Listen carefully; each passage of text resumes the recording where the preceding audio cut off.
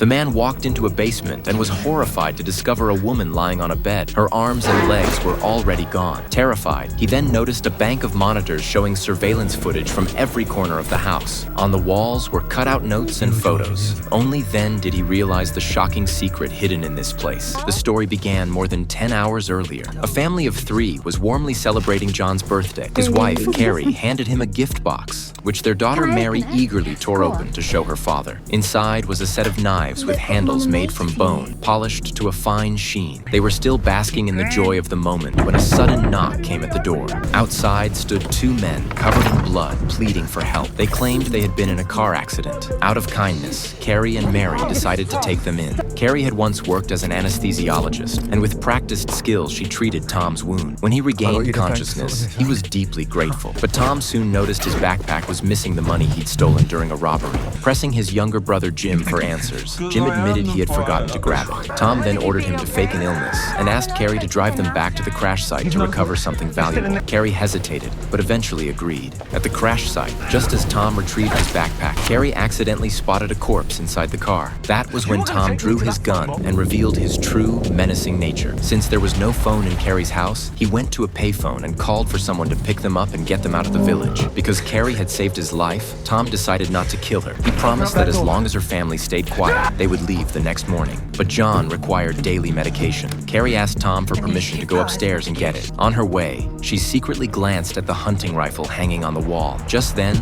a police car pulled up. The brothers forced Mary into hiding, while Carrie kept her composure and opened the door. The news had reported a nearby homicide, so the police were making routine inquiries. They stepped inside to look around, but didn't find anything suspicious. Carrie calmly claimed that only she and her husband were home, but John's eyes silently pleaded for help, and the officer couldn't help but notice that there were 3 place settings on the dinner table.